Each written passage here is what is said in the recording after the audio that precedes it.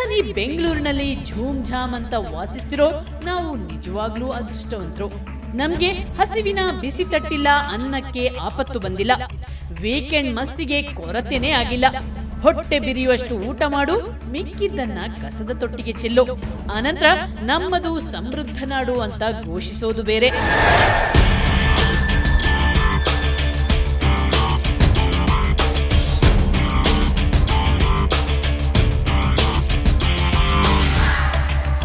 ಆದರೆ ನಿಜವಾಗ್ಲೂ ಅನ್ನದ ಬೆಲೆ ಗೊತ್ತಾಗಬೇಕಾದ್ರೆ ಉತ್ತರ ಕರ್ನಾಟಕದ ಕೆಲ ಜಿಲ್ಲೆಗಳಿಗೆ ಭೇಟಿ ಕೊಡಬೇಕು. ಅಲ್ಲಿನ ಮಂದಿ ಅನ್ನಕ್ಕೆ ಪಡುತ್ತಿರುವ ಅವಸ್ಥೆಯನ್ನ ಕಣ್ಣಾರೆ ಕಾಣಬೇಕು.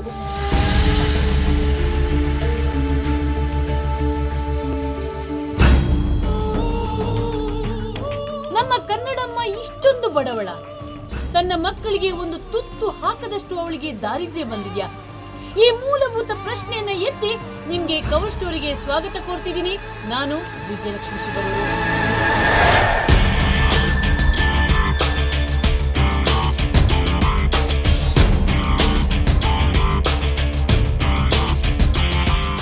ನಾನೀಗ ಬೀದರ್ನ ವಡ್ಗಾಂವ್ ಅನ್ನೋ ಕುಗ್ರಾಮದಲ್ಲಿದ್ದೀನಿ. ಇಲ್ಲಿನ ಮಂದಿಗೆ ಬಡತನ ಬೆನ್ನಿಗೆ ಅಂಟಿರೋ ಶಾಪ. ಇಲ್ಲಿನ ಮಂದಿ ಪ್ರತಿದಿನ ಹಸಿವನ್ನೇ ಹೊದ್ದು ಮಲಗ್ತಾರೆ. ಇಲ್ಲಿ ಒಂದು ಮೂಲಭೂತ ಪ್ರಶ್ನೆ ಹೇಳುತ್ತೆ, ಅದೇನಂದ್ರೆ ಇವರು ಇಷ್ಟೊಂದು ಬಡವರಾಗಿದ್ರೆ ಸರ್ಕಾರ ಇವರಿಗೆ ಪ್ರತಿ ತಿಂಗಳು 20 ರಿಂದ 28 kg ₹2 ರಿಂದ ₹3 ಅಕ್ಕಿ ಕೊಡುತ್ತೆ. ಮತ್ತೆ ಅವ್ರಿಗೆ ಇವರಿಗೆ ಹಸಿವು ಇಷ್ಟೊಂದು ಕಾಡುತ್ತೆ? ಈ ಪ್ರಶ್ನೆಗೆ ನೇರವಾಗಿ ಇವ್ರ ಹತ್ರನೇ ಉತ್ತರ ಕೇಳೋಣ ಬನ್ನಿ. ಬಡವರಿದ್ದೀರಿ, ಪ್ರತಿದಿನ ಹಸಿವಿರುತ್ತೆ, ಯಾಕೆ ಹಸಿವಿರುತ್ತೆ? ರೇಷನ್ ಸಿಗಲ್ವಾ? ಏನು ಮಾಡ್ರಿ, ನಾವು ಗರೀಬ್ ಮಂದಿ ರಾಷನ್ ಕೊಡ್ಲಾಕ ಟೈಮಿಗೆ ಕೊಡೋರು, ಟೈಮಿಗೆ ನಮಗೆ ಕೊಡೋದು ಇಲ್ಲ. ನೋಡ್ರಿ 1 ತಿಂಗಳ 2 ತಿಂಗಳು ಭೀ ಕೊಡ್ಬೋದ್ರು ಅಂತೇಳಿ ಹೆಂಗದಂತಲ್ರಿ. ಒಂದು ಖೇಪಿ ಸಕ್ಕರೆ ಕೊಡ್ತಾರ, ಒಂದು ಖೇಪಿ ಕೊಡೋಲ್ರಿ, ಇಲ್ಲ ಅಂತಾರೆ. ನಾವು ಕೊಟ್ಟಿಂದ ತರಬೇಕತ್ತದ, ಜಗಳ ಆಳಾಗಿ ಬರ್ತದೆ ಏನು? ಅವ್ರು ಕೊಟ್ಟಷ್ಟು ನೀವು ತೊಗೊಂಡು ನಮಗೆ ತಿಂಗಳು 2 ತಿಂಗಳು 1.5 ತಿಂಗಳು ಒಮ್ಮೆ ಕೊಡ್ತಾರೆ. ಆಯಿತು, 2 ತಿಂಗಳು ಹೋಯ್ತದ. ಇದು ಇವರೊಬ್ಬರ ನೋವಲ್ಲ, ಪ್ರತಿ ರಾಜ್ಯಾದ್ಯಂತ ಪ್ರತಿ ಕಡೆನೂ ಕೂಡ ಇದೇ ನೋವನ್ನ ಜನ ವ್ಯಕ್ತಪಡಿಸ್ತಾರೆ. ಹಾಗಾಗಿಯೇ ಇಲ್ಲಿ ಪಡಿತರ ಚೀಟಿ ಕೊಡದ ಪೂರೈಕೆ ಆಗದ ಕಾರಣ ಹಸಿವು, ಬಡತನ, ನೋವು ಇನ್ನ ಹಾಗೆ ಉಳಿದಿದೆ. ಅಜ್ಞಾನ, ಅನಕ್ಷರತೆ, ದಬ್ಬಾಳಿಕೆಗೆ ತುತ್ತಾಗಿರುವ ಗುಲ್ಬರ್ಗ, ರಾಯಚೂರು, ಬಿಜಾಪುರ, ಬೀದರ್ನಲ್ಲಿ ಈ ಸಮಸ್ಯೆ ಅತ್ಯಂತ ಗಂಭೀರವಾಗಿದೆ. ಹೆಂಗೆ ಅಕ್ಕಿ ಸಿಗ್ತದಪ್ಪ? ಪೂರಾ ಹುಳ ಬಿದ್ದಿದ ಅಕ್ಕಿ, ಉಣ್ಣೆ ಬೇಡದು ಒಟ್ಟವರು. ಅದನ್ನು ಯಾವ ಮನುಷ್ಯ ಜನರೂ ಅದು ನೋಡಿದರೆ ಕುಣಗ್ತದೆ ಅಕ್ಕಿ. ಒಂದು ಅಕ್ಕಿ ಚೆನ್ನಾಗಿದ್ರೆ ಹುಳ ಬಿದ್ದಿರ್ತದೆ, ಹುಳದಲ್ಲಿ ಅದೆಲ್ಲ ಒಂದು ಕೆಟ್ಟ ವಾಸನೆ ಎದ್ದಿರ್ತದೆ. ಆ ರೀತಿಯಾಗಿ ಬೀದರ್ ಜನರು ಅವರಿಗೆ ಬೇಡ ಅಂತುವ ಸ್ಥಿತಿ ಬಂದಿದೆ. ಅದಕ್ಕೋಸ್ಕರ ಏನಪ್ಪ ಅಂದ್ರೆ ಭಾಳ ಕಷ್ಟ ಆಗ್ತದೆ. ಈ ರೀತಿಯಿಂದ ಜನರಿಗೆ ಅಕ್ಕಿ ವಿನಿಯೋಗ ಮಾಡೋದು ಭಾಳ ಕಷ್ಟ.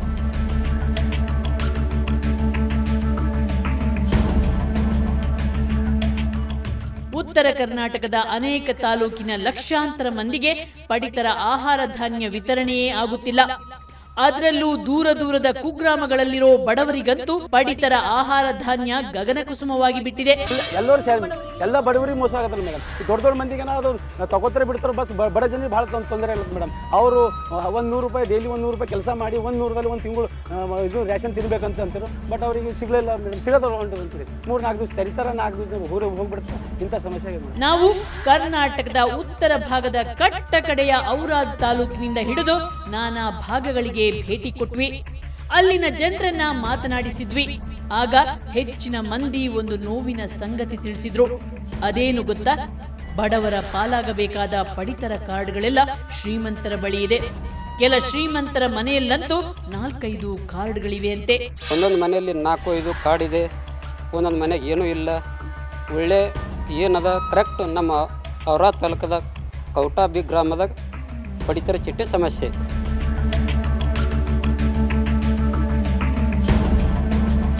ಒಂದೇ ಮನೇಲಿ 3 ಕಾರ್ಡ್ ಇದ್ರು 3 ಕಾರ್ಡ್ ಕೊಡ್ತಾರೆ. ಮತ್ತು ಬೇರೆಯವ್ರು ಅವ್ರಿಗೆ ಅಪೋಸ್ ಇದ್ದವ್ರ ಕಾರ್ಡ್ ಅವರೇ ಕಟ್ ಮಾಡಿಸ್ತಾರೆ. ನಾವು ತಹಶೀಲ್ದಾರ್ ಹತ್ತಿರ 2-3 ಸಲ ಹೋಗ್ಬಿಟ್ಟೇವಿ. ಕಾರ್ಡ್ ಇರೋ ಬಡವರಿಗೆ 3-4 ತಿಂಗಳಿಗೊಮ್ಮೆ ಆಹಾರ ಧಾನ್ಯ ವಿತರಣೆಯಾಗುತ್ತಿದೆ.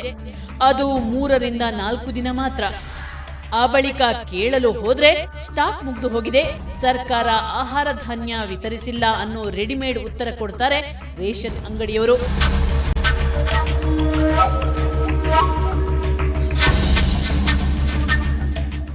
ಇವತ್ತು ತೆರಿತಾನೆ ಮತ್ತು 4 ದಿನ ತೆರೆಯೋದಿಲ್ಲ.